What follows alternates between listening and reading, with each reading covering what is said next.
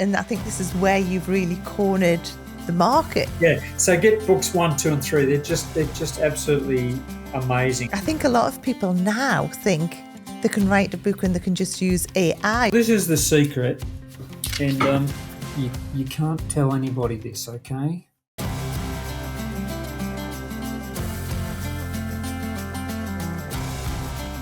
Welcome to this edition of Beauty Business Matters, and I'm your host, Susan Routledge, and today is a very, very special edition because we have the awesome Mr. Andrew Priestley with us.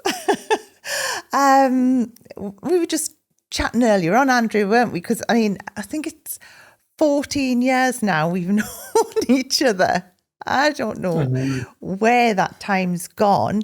And we met way back when I was doing Key Person of Influence with Danielle, and just been friends ever since. And you've spoken at my events, and now it's so special because obviously we're going to get into about the books because you are such an awesome editor of books now as well.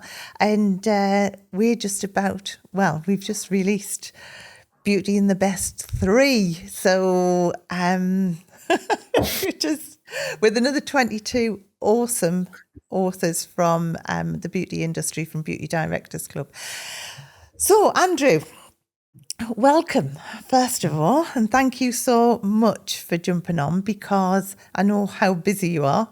You never stop. But for anyone who doesn't know you, do you want to just give us a little bit of your background? Anyone who knows your accent will know straight away that you're from Australia. Oh, no, I'm not French. So, Andrew, let's have a lowdown on you and your history, if that's all right. Yeah, well, firstly, thanks for having me, and I can't believe it's 14 years as well. It's got to be 14 or 15 years at least. Yeah. Which is quite, and you've been on an incredible journey as well. Not just that. Over those 14, 15 years, incredible journey, right? Yeah. So, real snapshot. I'm an executive coach and qualified in industrial organisational psychology, and I'm also a publisher. And I was actually a publisher before I was an executive coach. I actually, just a real snapshot, I originally trained as a school teacher in Australia, and I did my first degree in reading psychology because I loved reading and I couldn't understand why kids can't read. And I've always been passionate about helping, what can I do to make kids read? And so I taught for 10 years and I took long service leave. But while I was teaching at university, I was publishing the student newspaper, and then when I left university and went and became a teacher, I was also publishing a surfing magazine, and I was publishing a health magazine. Of course you were. You just throw a few extra things in, just as you do, right? And then as a result of that, I had a few people came and said, "Oh, I want to publish a brochure," and I said, "Yeah, that's fine." And then someone said, "I've written a book. Can you help me publish that?" And so my very first business was actually a publishing company back in 1978. So I've had always had a publishing business running in the background. And when I left teaching, I went back and I did my industrial psychology degree. And when I graduated from that, I came out and I started working with high-end compliance hazard industries. So I was working with the military, aviation, medical, finance, government policy, all of that things, where on a good day when something goes bad, it's somebody gets injured, and on a bad day, somebody dies. So I was really intrigued by how do you lead under that sort of pressure, right? And as a result of that, I got to meet some amazing people who had this subject expertise, and we're getting to Beauty and the Best. Subject expertise. And the thing that I noticed about Beauty and the Best series is the authors are mostly non-writers. They've never written a book before. They've never done anything like that before. And they're all going, oh, what would I know? And the problem with that is that they are all very good at what they do, and yet because they do it every second day, it's second nature to them. They don't think that what they're doing is that important, right? Until you give them a challenge to go back and write about what it is you've done. And so suddenly the feedback they got was, wow, I didn't realize I did so much and I knew so much. And that was my experience of my executive coaching clients. These were amazing subject experts. They were all good at what they did. They didn't consider themselves an expert, but clearly they were generating amazing solutions for people.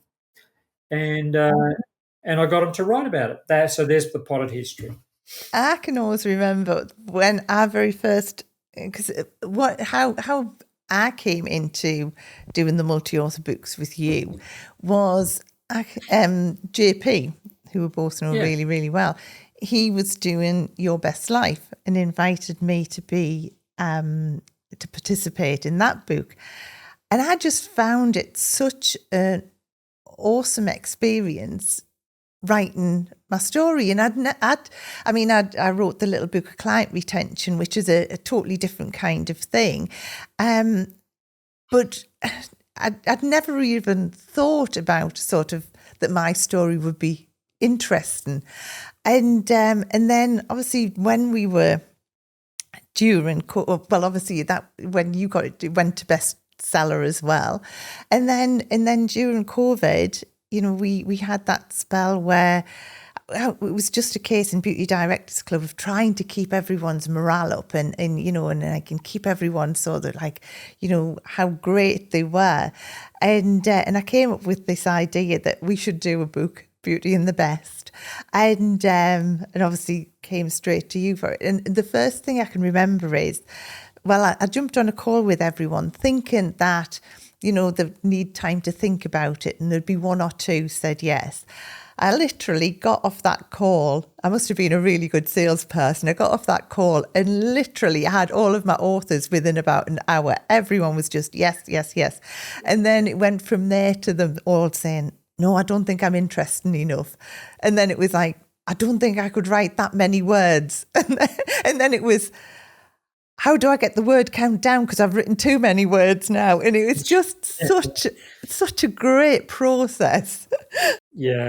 I mean, it was, I remember it was really fabulous when we did the first one.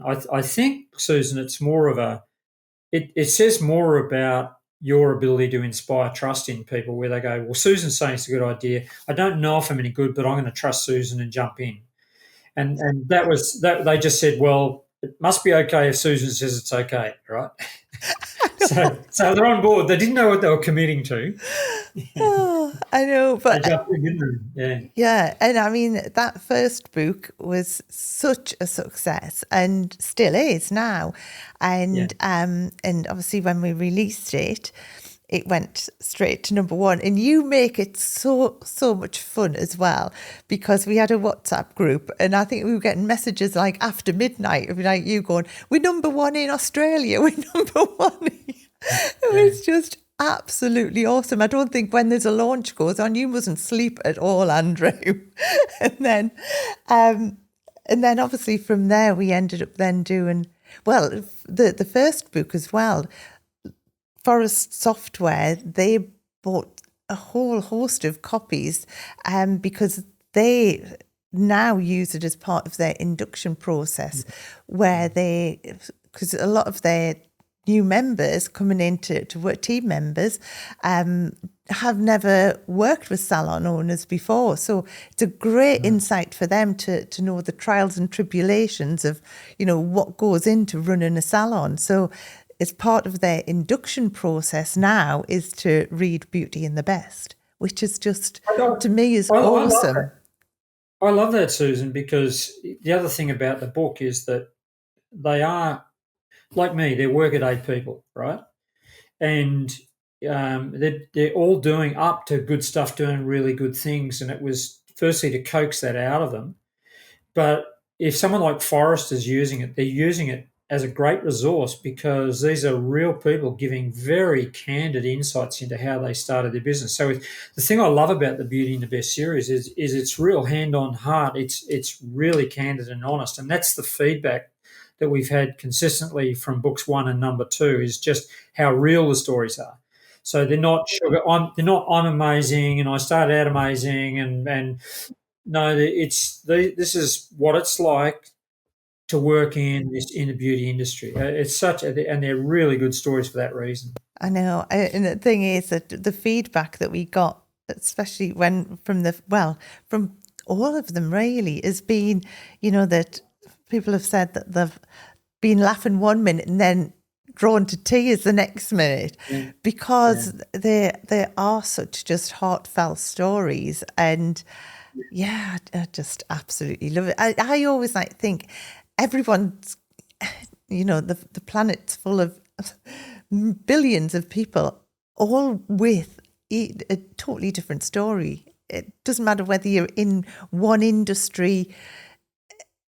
That journey for each person is so individual, and that's why I love doing the podcast as well, interviewing people, because there's just so I just love stories, and what I love about the books as well is that it's just bite size as well, because I think a lot of people read and I think this is where you've really cornered the market in this, is because I think for someone to read a big book, sometimes it's too time consuming. But when you've got 22 different stories that you can just read over a cup of coffee, it's awesome. Yeah, there's a couple of points I wanted to make, and firstly, something else I liked about the book is that the honesty was also. We had some authors who talked about how their businesses failed.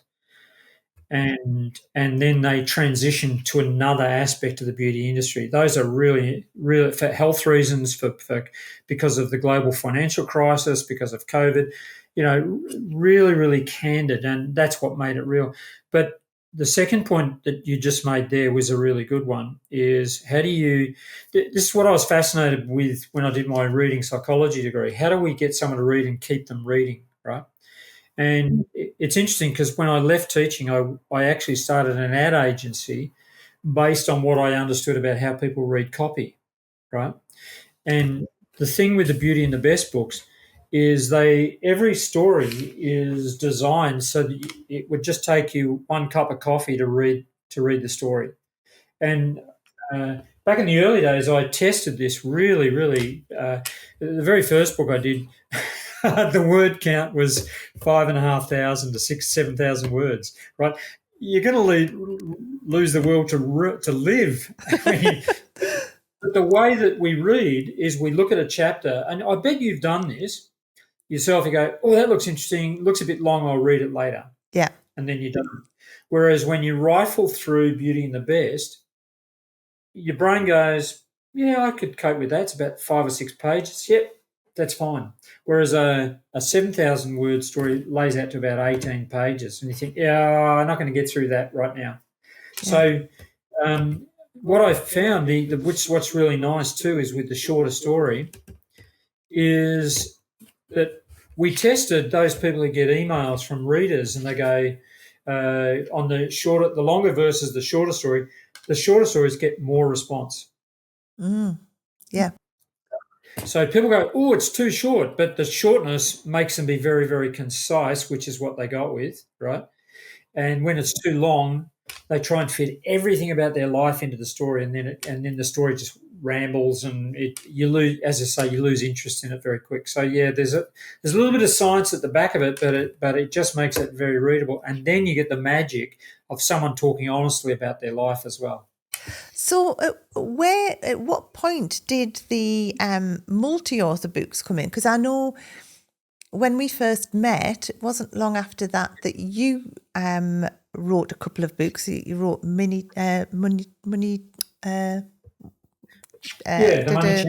Chimp, yeah. Yeah. So my very first book was The Money Chimp. Yeah, I love that book. Anyone who wants to learn about money Perfect. Personal finance. Yeah. And look, the reason I wrote that was because my daughter said to me, Dad, you're really good with managing money. How do you do it? Right. And she was quite, I think, 18 or 19 at the time. She said, how do you manage money? And I thought, I'm going to write a book just to my daughter. So this book was actually a book written for my daughter. And it was at a time when I did this 4 years of research on that, by the way. And back in when I wrote it, people spent 130% of their weekly wage each week, or whatever their paycheck. They spent 130% of their weekly paycheck, Wow. right? And most of that was on credit card debt. Yeah. And the statistics of debt and how much Brits, for example, I think it's something like the average Brit has £234 in their savings. That's it. Yeah. Right. So that was the first book, yeah. But the multi-author book was really interesting because prior to COVID, probably about 2015, I saw a movie called The Way, and if you haven't seen it, it's about a guy who walks the Camino in Spain. Yeah. Right. It's Martin Sheen. And I got interested in it, and I read the Shirley MacLaine book, and then there was another one by Paul Coelho, which I think is called The Journey or The Pilgrimage, something like that. And I thought, I've got to walk the Camino. And I was preparing for it, and COVID hits. So the Camino got shut down. You couldn't get on an airplane. You couldn't travel there, right? And all the billets were closed because of COVID, etc. And I'm thinking, actually, before that happened, Susan, I was at St. Paul's. This was in 2017. I was at St. Paul's. It was raining, and I was walking out of the church, and I fell down the stairs, right? And I did my knee, and I went and saw my physio, and John said, no, don't walk the Camino. He said, you will wreck your knee for life if you do that. And I thought, okay. He said, give it 12 months. So 12 months later, I'm ready to go. And sod's law, I fell down another set of stairs at another church I was at. I don't think God wanted me to walk the Camino. Yeah, for 4 years. And then he was trying to tell you. COVID. But then I was reading all these books on the Camino. I was researching the Camino. And honest to God, I would borrow a book from the library, or I'd buy one or whatever it is, and I'd read it. And it was chapter 1 was good, chapter 2. By chapter 2, I've lost the will to live, because it was chapter 2. We got up early. We walked a pig ran in front of us. A donkey was spat on me or something like that. And then chapter 3, we got up early. A pig ran in front of me. Another donkey, and it was just so boring, right? So I thought, I wonder if I could just ask a whole lot of people. And a friend of mine in Australia, Dan McMullins, does a podcast on my Camino walk. And his secret, like you, Susan, is getting a number of different guests and hearing different perspectives. I thought, it's on a podcast, but is it in a book? So I did a call for authors. And like you, I had 22 authors who said, I'd love to be in it. 1,500 word limit. The book was a bestseller in the travel books. And they said, is there another one? So 4 months later, we did My Camino Walk number 2. And it was then that we just perfected the multi-author. We found out what works, what doesn't, how to put them in a WhatsApp group, how to talk to them, how to get them excited, how to get them to write from the heart, those things. Yeah. So that's sort of how it came about. Yeah. Yeah, I mean, it's absolutely genius. I absolutely love it. So how many multi-author books have you done now, or have you lost count? Oh, God. I think last count was something like maybe 132 books, I think. 132 multi-author books, yeah. And then plus my own ones into the bargain. So I moved house, and I wrote a book called One Thing Less, which is how to downsize. Oh, I'll have to read that. Yeah. For a year, Susan, my plan was give away one thing every day for a year. And the average home in the UK has 300,000 items. So giving away 365 things is not going to break the bank at all, right? But it was incredible. In the end, I downsized 4/5 of all my possessions in 1 year. Amazing, yeah. So I did that one. And then this is a recent number 1 bestseller in 4 countries called Retire Inspire. and that's what it looks like, right? Amazing. But it's multi-authors just giving their expertise about how to retire well. That was where so we're doing book number 2 there. But I can't imagine you ever retiring, Andrew. No, not on the agenda. This is the one that I really, really love, and if I can talk about it. As an executive coach, my clients get a playbook, right? And see it scribbled. That's how they get it. It's got scribbled out playbook, right? Yeah. Not a manual, playbook. And it's essentially 12 big lessons I've learned from coaching CEOs and people at really, really high-end compliance that can be dialed sideways to just your ordinary business owner. And I specialise now in doing family-run businesses, but established family-run businesses. But one of the modules in here was about conflict. Yeah. And so if we're having conflict, if you employ staff, I don't know anyone that I've ever coached who's never had a conflict with either middle management or their frontline staff, right? But essentially, you don't need to read this, but essentially we're having a conversation. If you suddenly realise, oh shoot, I'm just triggered or I'm upset, if you go down this route, you'll make it worse. Yep. And if you go down this route, you'll make it better. And we actually did this talk, if you remember, up in Malta. Oh no, this one was in Durham. Was this Durham? before? This was Durham. Right? Anyway, I did it. I think there was 143 people at your event. Yep, that's right. And then I did it. A friend of mine who heard about that said, "Oh, can you do the similar thing for me?" And I said, "Yeah, sure."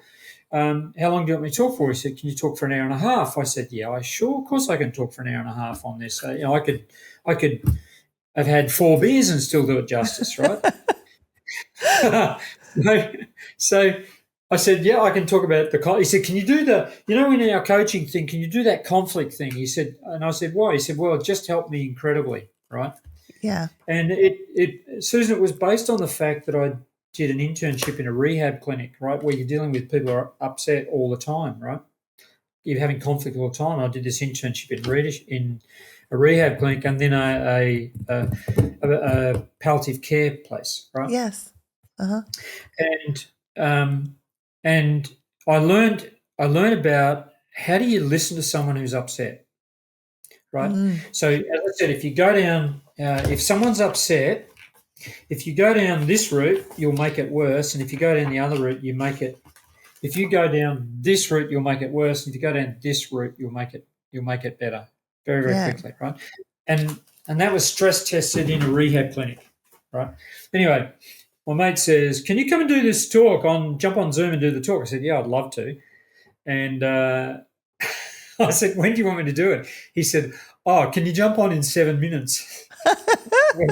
What? No pressure? He said, "Yeah." He said, "We can't find our speaker." And it was, I think, internet problems. So he said, "You're good to go with that?" I said, "Yep." Talk for an hour and a half. I said, "All right." Anyway, at the end of it, people said, "Is there a book?" And there wasn't, but I'm a publisher. I've got a publishing company. So I said, "Yep, no worries." So 7 days later, the book came out.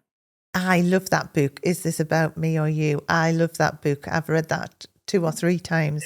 It's such a good book. Such a good book.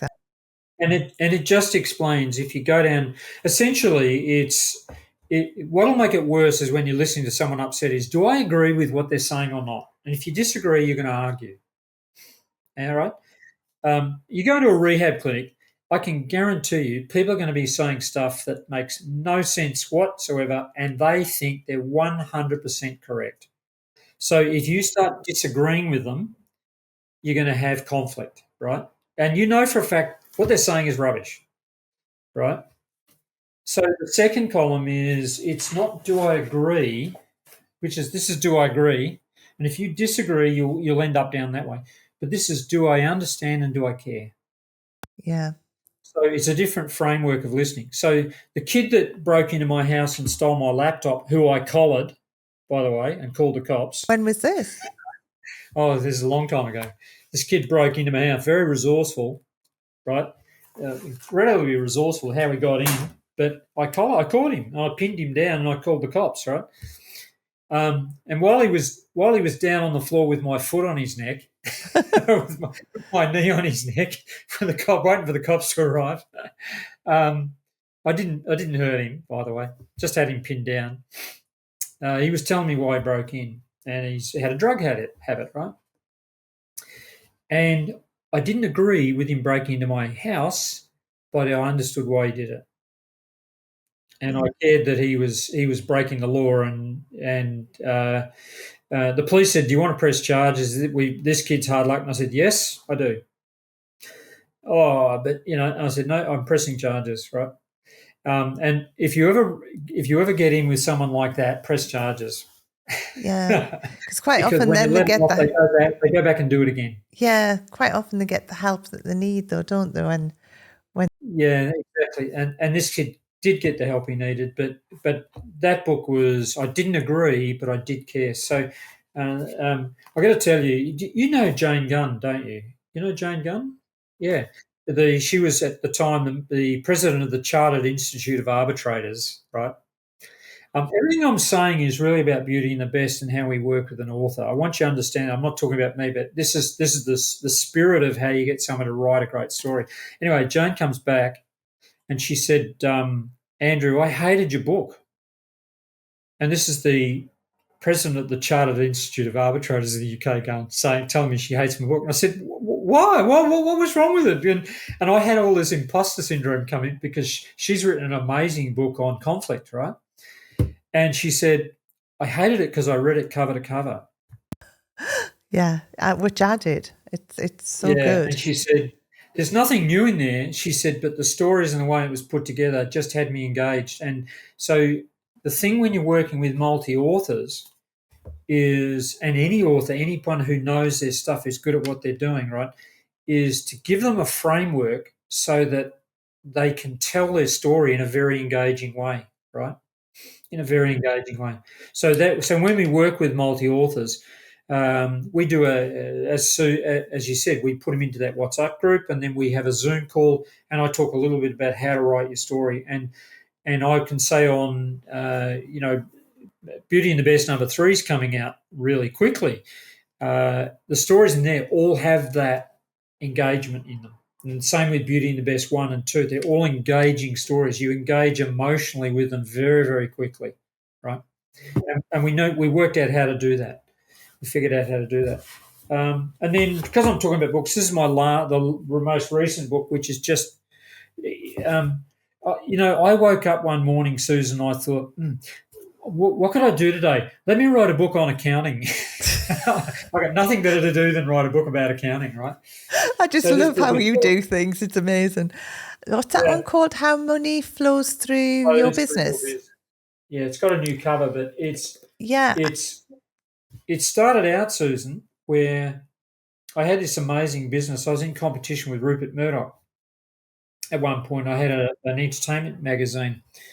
Just so you know, Rupert won. Okay. Just slightly. The plan was that Rupert was going to buy me out. I was going to be such an annoyance he'd come along with a check to make me go away. Well, that didn't happen, right? And the thing I liked about the Beauty and the Best books is you've got authors talking about what's the worst thing that can possibly happen is not you lose your business, but you're very, very successful is probably one of the worst things that could happen because the demands on you increase, right? And I had a real runaway success magazine that damn near killed me. It really did. I was working 14 hours a day, 7 days a week, and it was just to keep up with it, right? And I had no idea whether I knew I was making money because the sales were there, but where was it? And I didn't understand management accounts. And I spent 4 years trying to understand how management accounts work, right? And I was actually sitting in a hotel in 2008 when the Obama election was on. And I was down in a place called San Clemente. It was a Sunday morning. I'm reading USA Today, and I'm reading the story about this business that went broke. And it just fell into place. I suddenly understood how management accounts work. It was like a blinding flash, but I'd spent 4 years trying to understand it. And then a mate of mine came back and he said, "Let's have a coffee." And he was telling me, he was a client as well. And he was telling me, "We did 4 million in sales last month. Where is it?" Yeah, I think we can all identify with that with different size businesses. Yeah. But he could have been doing 4,000 a month. But the question, and I've had clients who are doing 4,000 a month or 400 a month. Where is it? If we made this money, where is it? And I said, do you employ a CFO? And he said, yeah, I do. I said, well, if you don't know, I'd fire that person. And he said, no. She tells me, she tries to explain it to me, but I just don't understand what she's telling me. I said, so the problem is you don't understand what she's saying. So literally on the back of a napkin, I drew a little diagram for him, a framework, and I explained it to him. It took me 7 minutes maybe. And he said he was so angry. He said, why didn't my accountant tell me this? Yeah. Right. I think you've done a talk on that as well for us in Beauty Directors Club, which was really, really good. But that book, I haven't read that one. That's going to be next on my reading list. I get people from all around the world who say, and they're people who have got a good business, but they're frightened of numbers. Right? They just don't understand. They don't have the financial literacy. That was the same. I get so many parents who email me and saying, I gave that to my child, to my teenager. What, the money really chimp? Yeah. Money. Yeah, because it's in plain language, right? So it's the management accounts explained in plain language. Yeah. And the thing about Beauty and the Best is every one of those authors got good at what they're doing because they found a solution to a problem they were having themselves. Yes. And then they said, I've got to figure this out, right? So this really was me trying to understand how do management accounts work, because I would talk to accountants and it was incomprehensible what they were saying to me, right? So I researched and read and still couldn't understand it. But I've had so many people say, the number one thing they say, wonderfully, brilliant explained, I finally get it. Now I finally understand it. And then they go, man, oh man, I've been trying to run a business without understanding management accounts and how important they are to me. I can't run a business without knowing my management accounts, right? So that's the Beauty and the Best book, Susan. People go, they're explaining stuff very, very in an engaging way in plain language. This is what I find fascinating, though, with you, Andrew, is that you can take something quite complex and break it down so that it's so simple to understand. And that's why, see, I love having you as a speaker at our events, because, you just break things down so simple. And I know so many different processes that you've taught us that everyone now implements on a daily basis into their businesses. So but as well, when it has come to do the books, you make it such a simple process. But when we're talking about making it simple, I think a lot of people now think they can write a book and they can just use AI. So what is your thoughts on that? Because it's like, obviously, you can, if you want something written, you can just ask ChatGPT, can't you? But what's all the criteria around using AI in a book? AI. Before, this is so real because I can get up and you can see it's not a fake background, right? This is the one. It was a book I needed to show you. I absolutely needed, because when you talk about simplicity. Okay, there's two camps. AI is the monster. AI is amazing. Okay, I'm in the AI is amazing camp, right? And for me, it's like a back scratcher. It's just a tool, right? It's like any tool that you use, a pen, the internet, Google. I remember when Google came out. Oh, it's going to no Google's. I can't imagine how we can do business without having something like being able to search something, right? I know. Without the web. AI for me is in publishing is still a real grey zone. It's a real grey zone. It at the moment it's a case of I know I can, but should I? So one of the multi-author books I do is called Drone Professional, and another KPI woman, Louise Jupp, who's an amazing woman. She was an airline pilot who retired, and then she started doing aerial surveys in a fixed-wing plane in South Africa of sugar plantations, and then because of the laws in South Africa, You can't fly over someone's land because they get very upset. In fact, they'll shoot at you because they think you're spying on them, right? So she took to drones. And she wrote this amazing book in 2016 called Precision Farming from Above Using Drones. And she had so many people. In fact, she had a book that outsold Elon Musk's first book, by the way, in South Africa, because there was a lot of farming communities there, right? Anyway, a lot of the drone community came and asked her, "Oh, how did you do this? How did you do that?" And I said, "These are experts," where Louise is saying, "I don't know that stuff." I said, "Well, why don't we do a multi-author book on drones?" So Drone Professional 4, we're up to book number 5 now, is like Louise has gone to being almost like the female face of drones internationally, right? But here's the point. She gets these drone experts who say, "Oh, let's use AI," and I said, "Well, you can use AI to proof your story and to put it in there and see if it can be tweaked and improved, but right now, don't get AI to write your story." When AI started, it had something like 15 billion connections on the internet. That's so when you put in a question, it's a language model, and it goes looking all these websites, 15 billion of them, right? When it first started. Currently, it's something like 625 billion connections. So when you type in something, it's that fast, it goes out to that thing and it brings back stuff from other websites. The problem is it may bring back something that's under copyright. So you then put a book in, you put your AI in, and when we submit a book, we submit it up through, say, the British Library, which has a filter for AI. So if there's plagiarism, right, it'll come back. You can't run this story. It'll tell you which story, and it'll highlight the areas where it thinks no, I don't think this person's written this, right.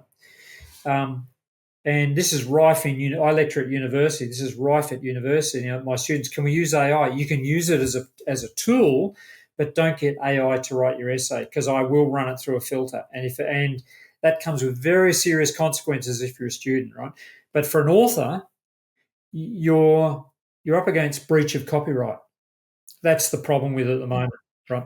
So if you go onto Amazon, for example, you've got to sign a declaration: was AI used or not? And they can close your account down, for example. If you're a publisher, they can close you down if they then screen it and show, AI was used on that book. They can penalise you. So all our authors have to sign a declaration that they didn't use AI exclusively to write their story.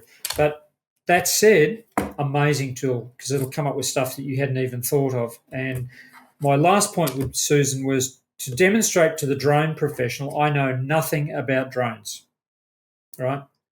So I put into AI, I want to write a book, 25,000 words on how to deliver ice cream using a drone. Okay. Right? I kid you not, I busted into 12 chapters, 12 logical chapters, 25,000 words, and I gave it some context and I gave it a role and I talked to people about how to use AI. I don't know everything about it, but I know how to make it work, right, for me. So it's very simple. Anyway, I kid you not, it spat out a book 4 minutes later. Wow. And I gave it to Louise and I said, "What do you think, Louise?" And she said, "I hate to say it, it's a really good book." Really good. It's really accurate. It's super accurate. And the context we gave it was we want to deliver ice cream in New York City in the US, just New York City. Yeah. On Manhattan. So did you do anything with that content then? Or was it just an exercise? I just wanted to demonstrate that you can, right? But when we ran it through the filter, guess what? It failed. It failed the test, yeah, because it's borrowing from here, there, and everywhere. So there were huge swathes of it that came up as red zone copyright. This is under copyright, right? So that's the issue. Use it as a tool, but then go back and edit and then use your own. I don't think AI yet replaces your own thing. It'll give you really good things to think about, but you still have to then put that into your model and into your context. Yeah, totally. So the thing is that, I mean, I think it's great for coming up with titles and all that kind of thing, isn't it, as well? And checking grammar and things, you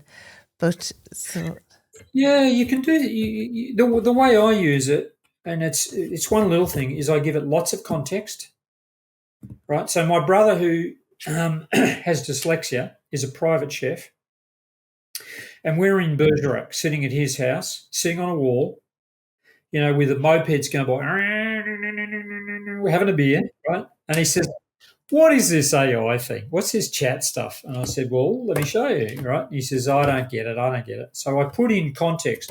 My name's Pip. I'm a chef. Da, da, da, da, da. This is who I work with. I do private things in Glasgow and Edinburgh, and we gave it lots of context. And then we asked, how should I give me 7 ways that I should pretend that you are a highly experienced, seasoned food marketer. And that's a really important thing a lot of people don't do with AI. You've got to give it a role as well, a very specific role, and ask it. If you say, just give me 7 ideas for promoting my business, it'll just give you 7 general ideas. But if you say, I only want you to pretend that you're a super experienced food marketer based in Scotland, and you specialise just in food marketing in Glasgow and Edinburgh, give me 7 ways to market my business in that marketplace. And so, I kid you not, 3 seconds later, there are the 7 things. Boom, done. I gave it to my brother, and he was gobsmacked. Yeah.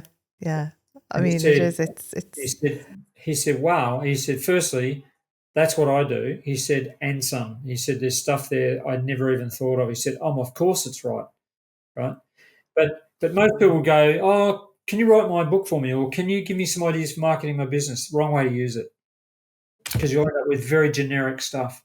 But the more specific a role you give it, the better information comes back.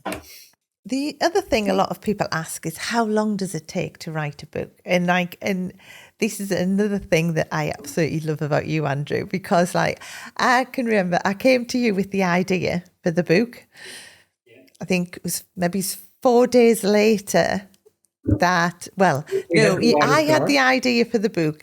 I asked you if it was going to be possible. You said yes. I went to everyone and said, right, we're going to do Beauty and the Best 3.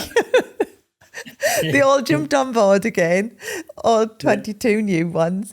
And then I think it was 4 days later, we were on a call sorting it all out with you. And then how long after that until now? Well, we had our call on the 17th of July, and on the 21st of July, they started writing, and they had finished writing at 5 o'clock on the 25th. Yeah. So 5 days to write a chapter, right? And then we're in the proofing stage right now. Incidentally, that book, it took me 37 years to understand it and 90 minutes to write. What's that? Is this about me or you? Yeah, book. It took me 90 minutes to write the book, right? And there's a way, 90 minutes, how can you write a book in 90 minutes? And there's a method I teach for working with subject experts of how to do the book, right? And it's a book you would love to put your name on. You're proud to put your name on it, okay? That book is probably 40 years of helping startups and businesses succeed to look at their business like an investor would. And we've done that in Malta. We've done this talk in Malta, the 9 ways to look at your business, right? And that took me 90 minutes. Yeah, and that's called Starting. Yeah. These books are all on Amazon, aren't they? If someone wants to go ahead and I must admit, every book I've ever read that you've written, Andrew, is like it's like you're talking to you, and I think that's a skill that you teach as well, to write as if it's you can practically hear that person when you're reading the book back, and I think that's something that is quite unique. Well, this is the secret, and you can't tell anybody this, okay? Just between us, all right? How did I do this in 90 minutes? I gave a talk for 90 minutes. Yeah. And it's not everything I do, right? When I do an author, when I look at books that people are trying to put out, they're trying to put everything they know into the book, right? And so you end up with a massive, massive book that no one's going to read, right? But what I did was I said, okay, let's think about something you're really good at and create a workshop presentation around that goes for 90 minutes, because most people will speak between 18 and 24,000 words in 90 minutes. And then we get the transcript, which is what I did. I took the transcript, and then it took me 5 hours to edit that, 90 minutes to do the talk, 5 hours to edit, and then it took me 2 days to lay the book out and have it. So 7 days later, the book's out there. So I had someone recently in Australia who said in November, at the start of November, I've got to speak at a conference on December the 4th. That was like November the 4th. And I said, "What do you want to talk about?" And she works in the finance sector, and her niche is working with leaders who have at least 90 staff. And their number one problem is delegating. And when you get it wrong in the finance sector, when a delegation goes wrong, you've got the Financial Conduct Authority crawling all over you, right? So that's what her expertise is, how to delegate effectively. So she put together a talk for 90 minutes. She got some of her colleagues together. And the reason it sounds conversational like you're talking to, because you are talking to an audience. And that's how it becomes conversational. So a lot of our Beauty and the Best authors talk to their phone or talk to somebody and recorded it that way, right? So that captures the very conversational and relational way that you speak, but it also captures the way you pace information. And then the reading psychology bit is we pace the content and put that into a book framework. And it's, we don't just put the transcript, we edit very, very rigorously, right? And then you can put in case studies, and you'll easily take that out to 35,000, which lays out to about 150 pages, which right now is a book that people want to read. So I'll give you just a quick bit of research here.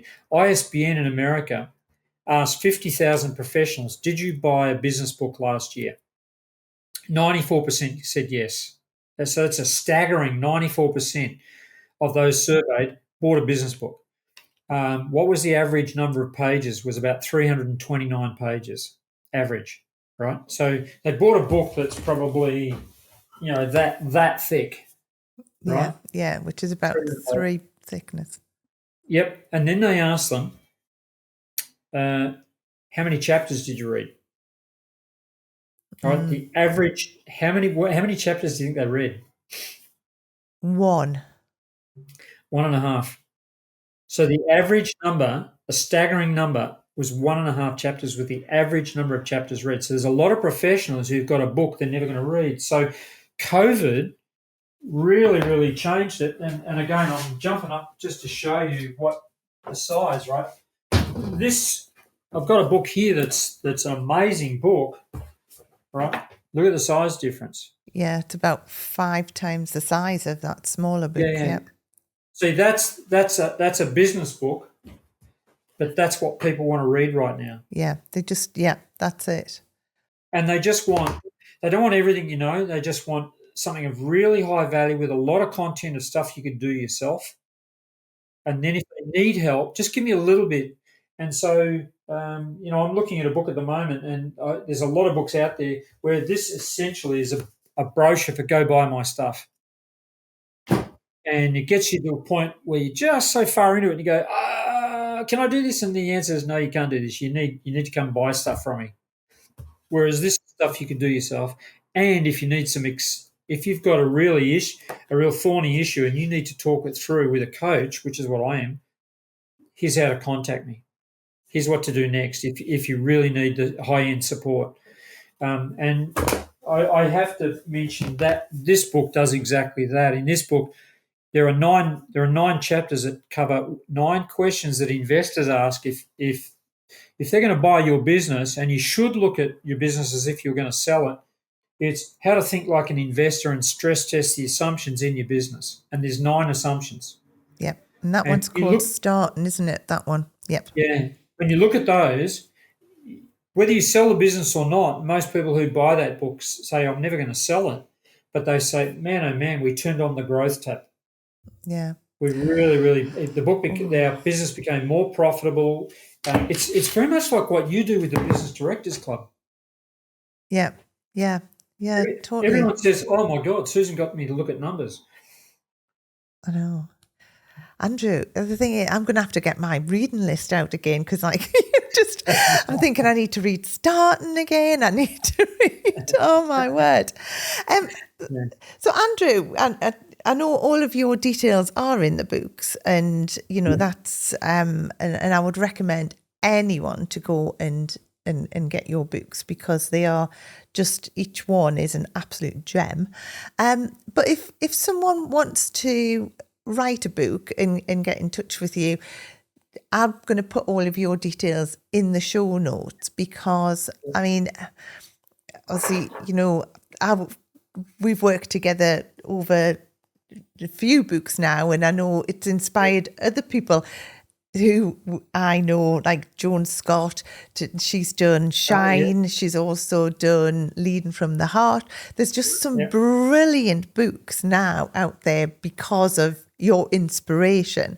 So, as I say, I'm going to put your details in the show notes. But is there any final golden nugget that you've got on it? I think we've covered practically everything that you can do on around doing a book, apart from just do it. That would be my advice.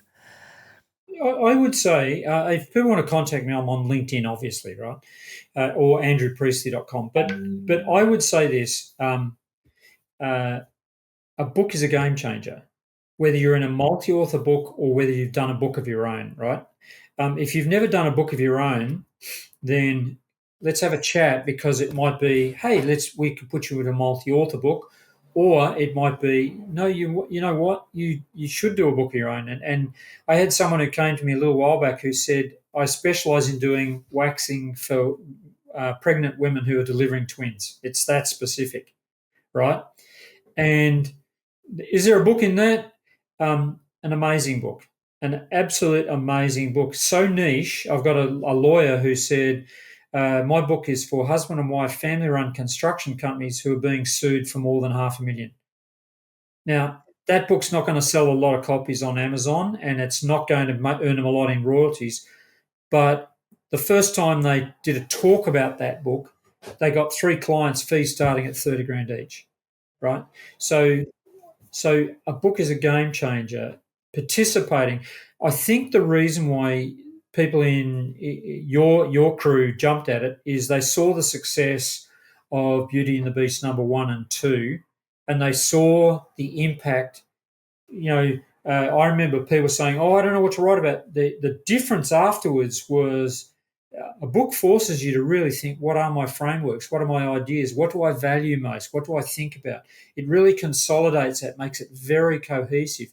And that is about your preferred target client. So a book delivers that in spades, absolute spades. So I would say, if people say, oh, I'm not an expert, you're good at something, that's enough. And there's a market for it. And it's an absolute game changer. Because you end up doing the media is hungry for subject experts.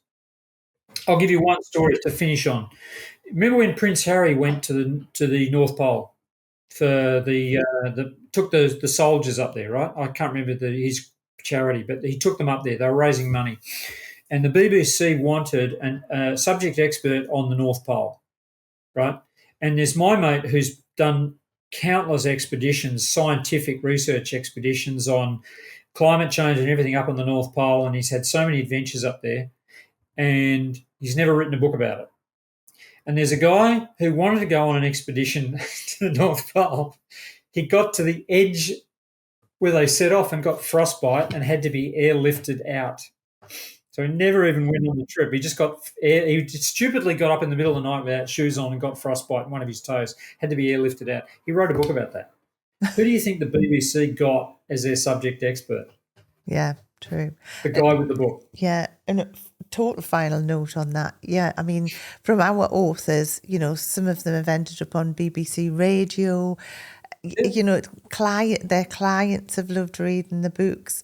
You know, it's been such an inspiration to so many in our industry. And like, so, you know, once you're a best-selling author as well, nobody can ever take that away from you. So, No. you know, Looks good on the CV, doesn't it? yeah. It's really good on the Andrew, CV. thank you so much, because as I say, I know how busy you are, but that has been absolutely awesome, and I would highly recommend anyone getting in touch with you, and I just love working with you, so thank you so much. Thanks, Susan. And Beauty and the Best 3 is coming out like really soon. It's coming out So really soon, like it could be in the next few hours. Who knows? yeah, If you see Beauty and the Beast 3, buy 2 copies because Beauty you're and the going to need to read Best. it twice. Okay. It is a beast, but Beauty and the Best. Yeah. So get books 1, 2, and 3. They're just absolutely amazing. And if you're not in the beauty industry, still buy them, because it's the thinking and the sentiments and the story, I think. And I get people who said, I'm not in the beauty industry, but I read that. It was so inspiring. Just for me to start my own business. I had a woman in America who was in real estate who bought Beauty and the Best. And she said that's what encouraged me as a woman to go and start my own business. Oh, that's awesome. Really do Amazing. well. So it's an amazing book, and I'm excited. It's coming out. So we might have, hopefully, we might have the links in the show notes if we've gone. There you go. Brilliant. Yeah. Okay, thank you so much, Andrew. Okay, take care.